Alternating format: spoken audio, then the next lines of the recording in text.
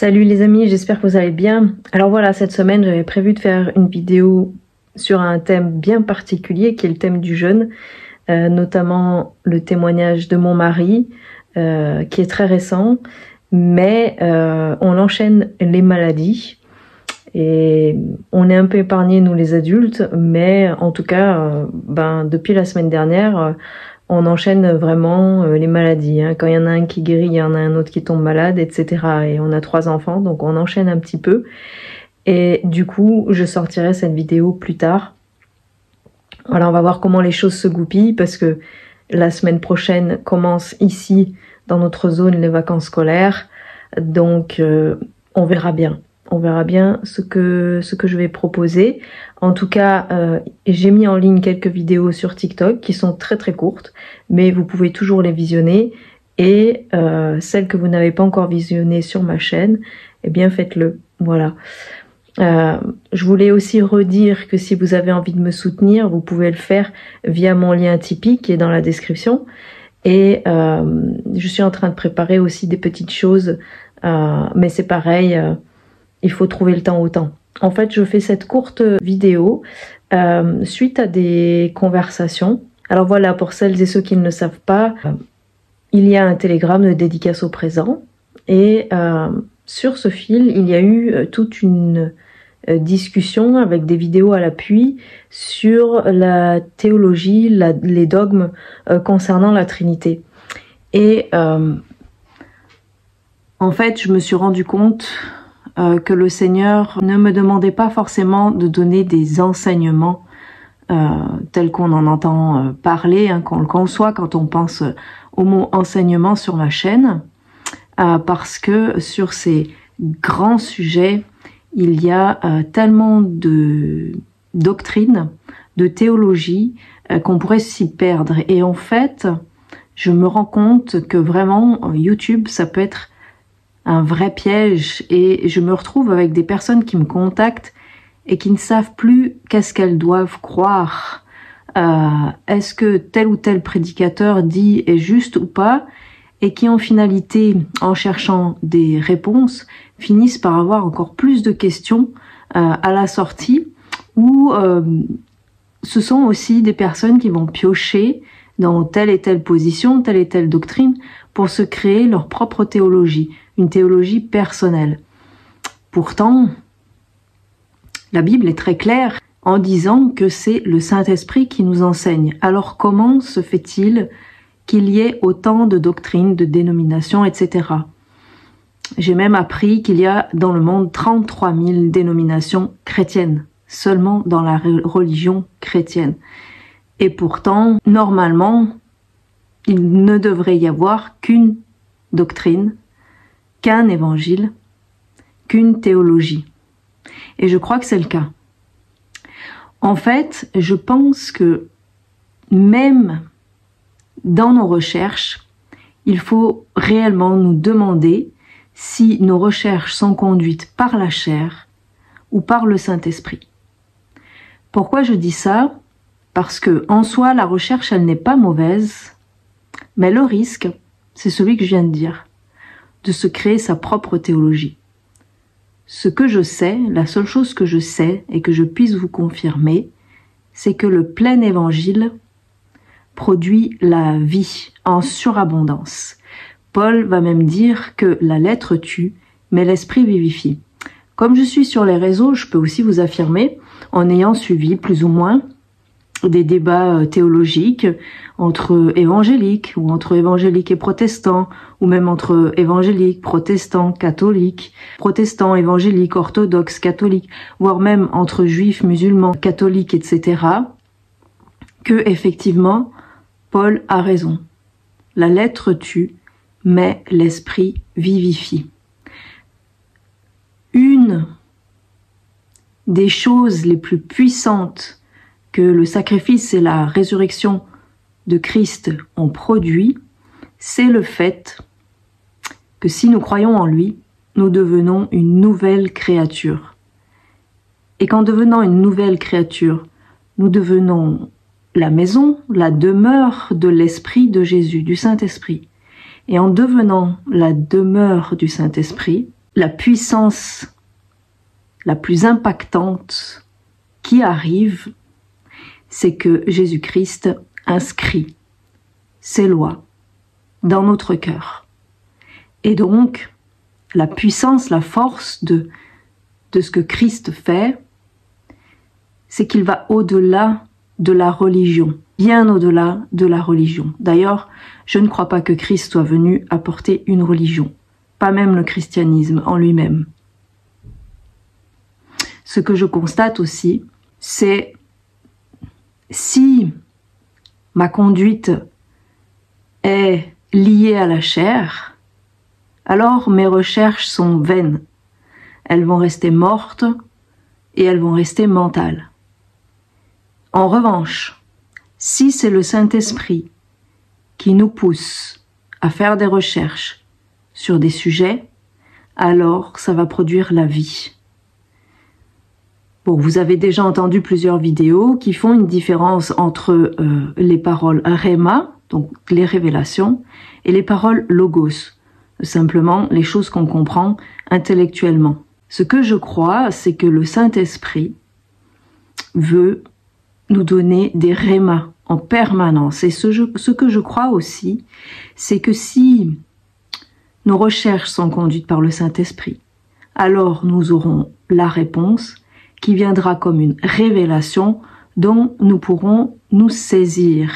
Et à partir du moment où il y a la révélation, alors oui, Paul a raison, la lettre tue, mais l'esprit vivifie.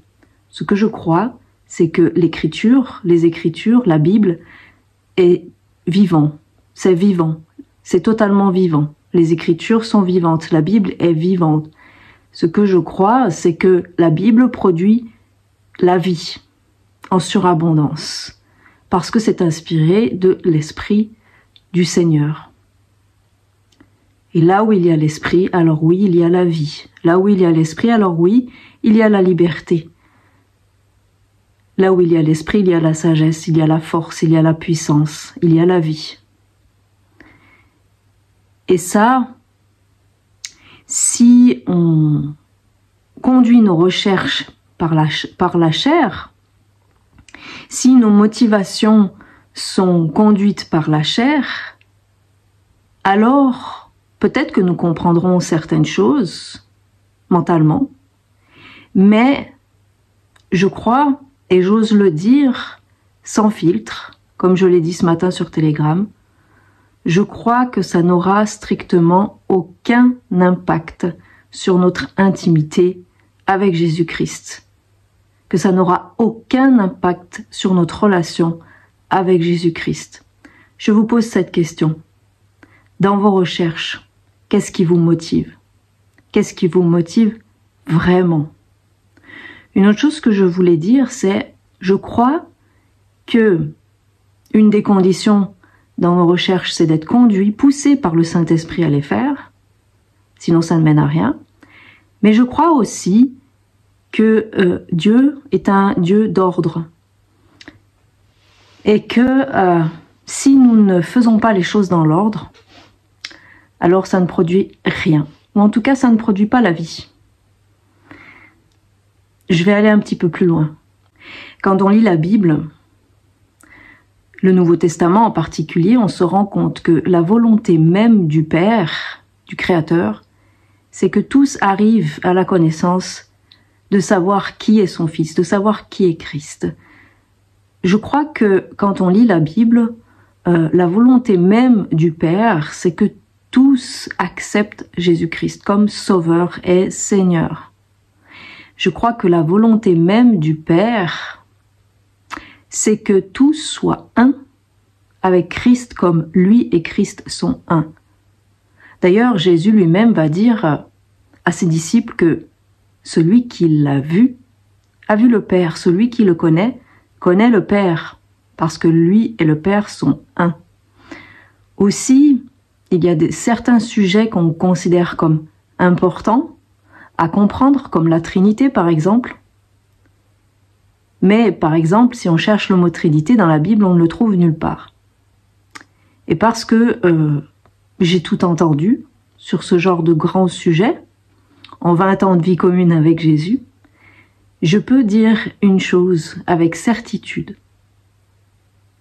Tout ça, c'est secondaire. L'ordre des choses, c'est d'abord, en premier, connaître Christ, cultiver votre intimité avec Jésus-Christ, et tout le reste, vous le comprendrez. Mais surtout aussi, toujours dans cette idée d'ordre, vous le comprendrez au moment où Jésus estimera que c'est la bonne étape. Et quand vous le comprendrez, ce ne sera pas quelque chose d'intellectuel, ce sera quelque chose qui vous saisira même dans vos entrailles.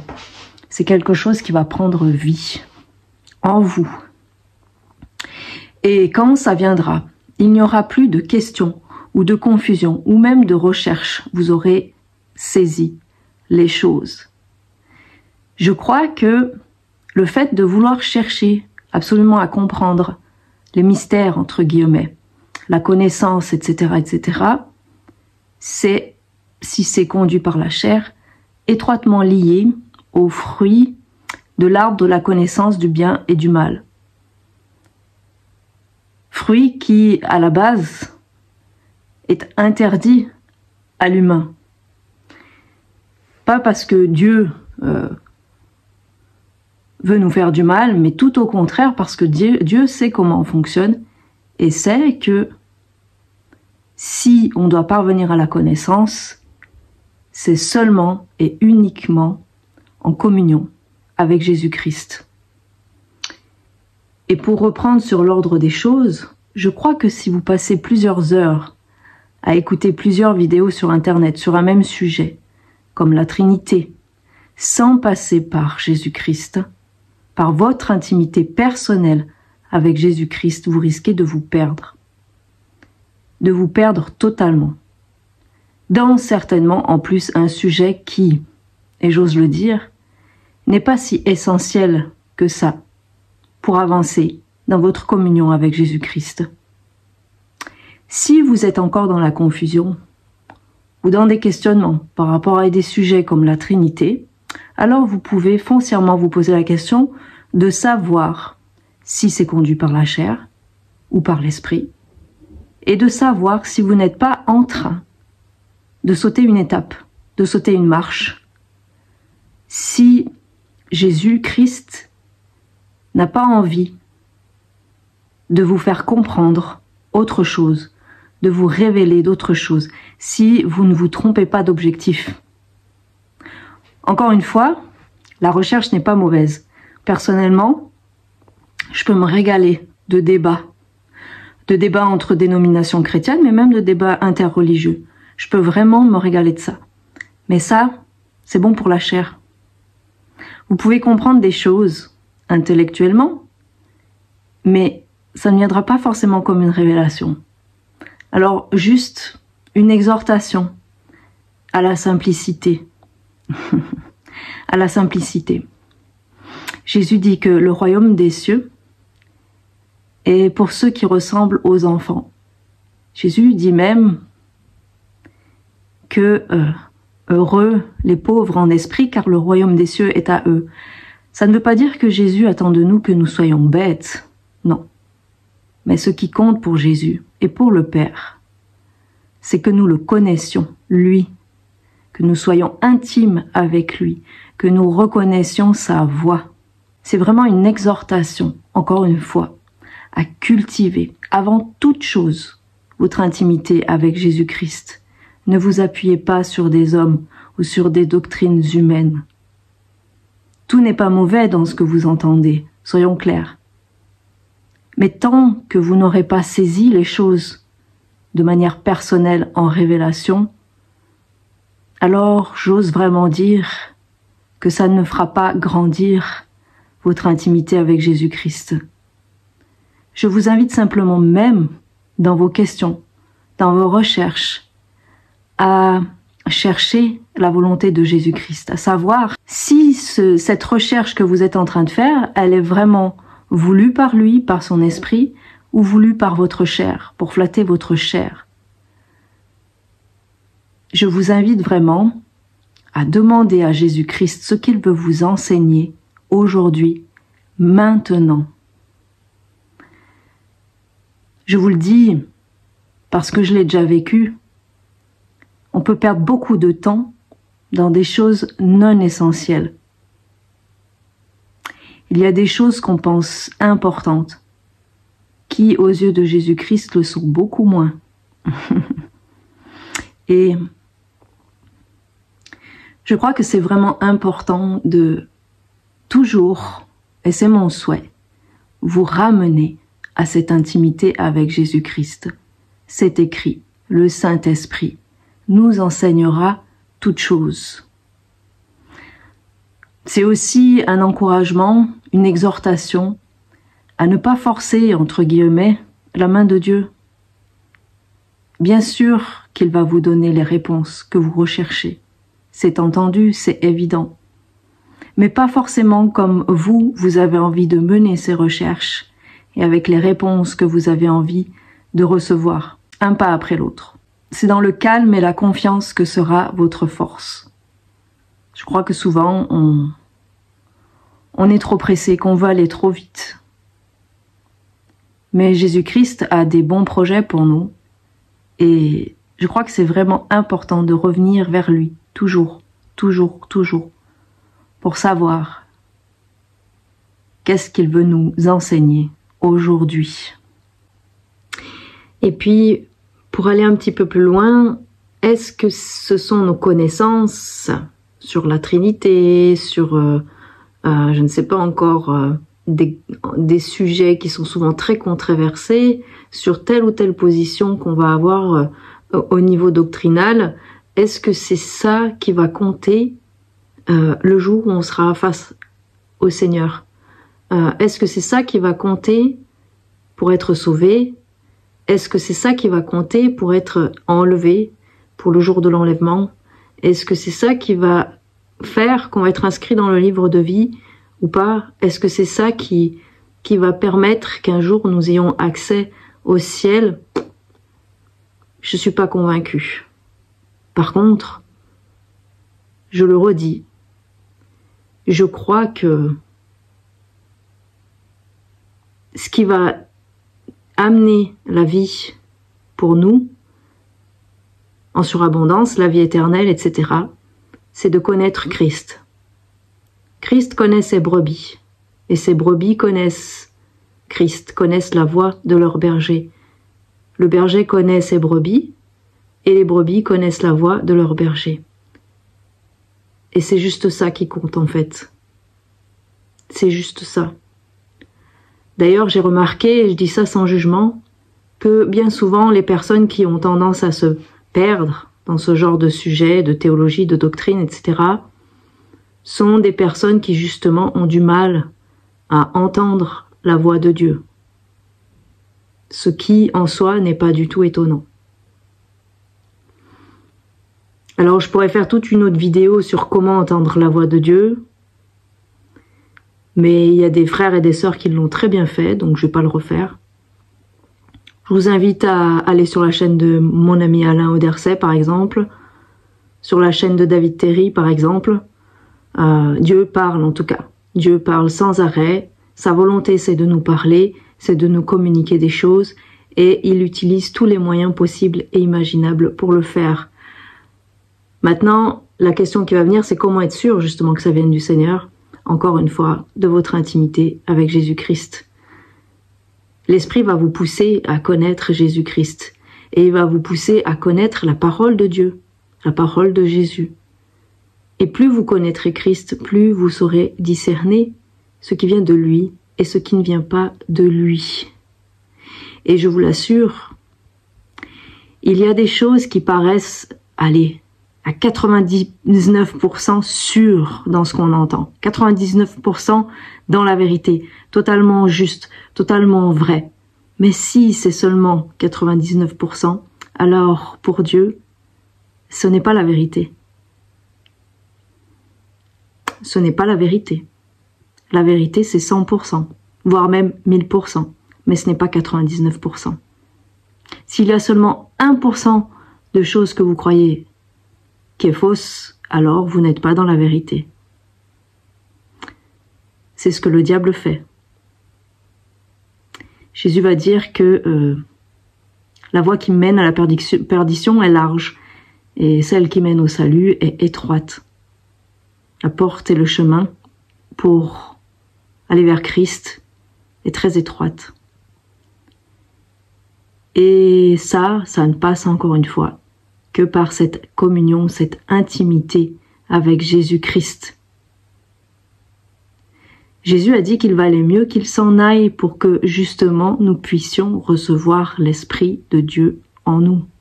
Quand vous lisez votre Bible, ne cherchez pas forcément à comprendre tout de suite. Laissez cette parole vous pénétrer, laissez-la macérer en vous. Et au temps voulu, vous aurez les réponses et les révélations. Je vous l'assure. Tout est basé, finalement, sur la confiance. À l'inverse, il y a le contrôle. Mais si Jésus-Christ est votre Seigneur, ça implique que vous deviez le suivre. J'ose dire, presque sans vous poser de questions. Soyez bénis les amis.